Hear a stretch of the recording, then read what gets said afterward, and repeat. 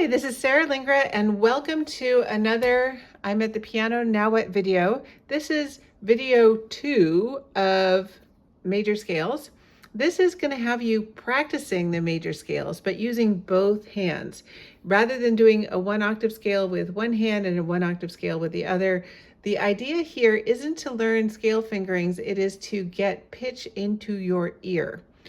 And we're going to start on the key of C, namely the scale that starts on a C and ends on a C. Your thumbs are number 1. Second finger is the index finger. Middle finger is number 3. Number 4 is your ring finger, and the pinkies are number 5. The way I teach this so that we can get through all 12 keys is I have the student put the 4th finger on the octave apart. So in this case, if we're doing C major, I'm going to have a 4th finger on a C and a 4th finger on the C. And then the idea is not perfect fingering. The idea is pitch in your ear. So don't worry if it feels a little awkward. Occasionally when you're playing for real, it's going to get awkward because you might have to put a thumb on a black key, which doesn't happen often, but it does happen. So when we do this,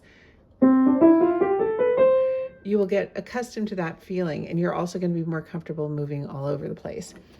Another way that you could do this is using a scale card. I like using scale cards with students who are a little uncertain because that way they have the confidence to know that they've gotten it right. You know, the pattern is going to stay the same regardless of what key you start on. So if you see the pattern here on C,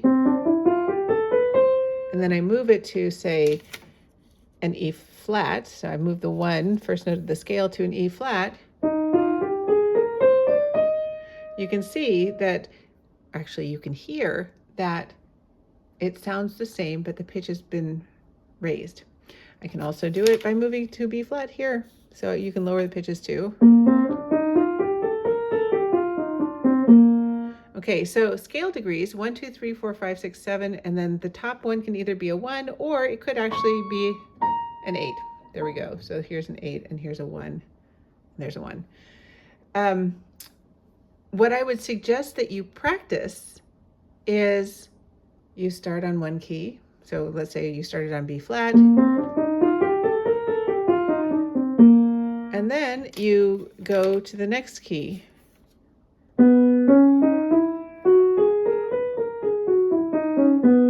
And then you can go to the next key.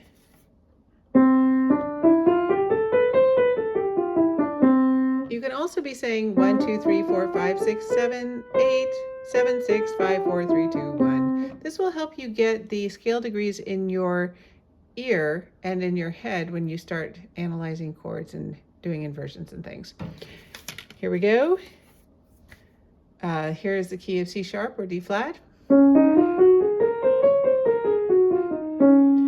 What's kind of cool about this is when you're looking at your hands and listening to the way it sounds, you can also pick up some interesting patterns.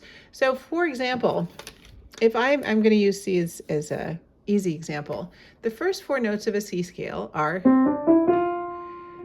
the first 4 notes of a G scale are 5, 6, 7, and 8 or 1 here. So each hand is playing a 4-note scale, and it's those two put together that make the scale.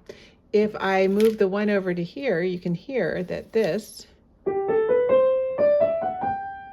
so now I've got a 4-note G scale and a 4-note D scale on top of each other. So that's one way of doing it. Your thumbs are going to be a whole step or whole tone apart. You can see that we're skipping a key between your thumbs. This understanding, again, going back to C, is super helpful because here's my C scale. When I'm playing a C major 7th chord, it's the 1st, the 3rd, the 5th, and the 7th of a major scale.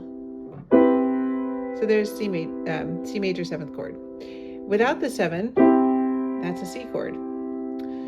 If I move the first note of the scale, so now we're in D, 1, 2, 3, 4, 5, 6, 7. If I want to do a D major 7 chord, 1, 3, 5, 7. So the next videos that are going to be done are going to be about the seventh chords and how you can use the scale degrees on the major scale to figure out what those seventh chords are. Practice tips or practice suggestions would be to get really comfortable and familiar with how these major scales sound on all of the different keys. And I generally use 1 2 4 3 2 1 1 2 3 4, but you could also do 5 4 3 2 2 3 4 5. As long as you're doing the same thing and you're consistent, you know, starting an octave apart, 4 keys on one hand and 4 keys on the other, you'll get pretty good at playing the scales. And start on the easier ones, like start on a C or a G or an F or a D. Get that sound in your ear and then challenge yourself to start on a A flat or an F sharp or a D flat. And honestly, you don't even need to know the names of the keys as long as you start somewhere and end somewhere.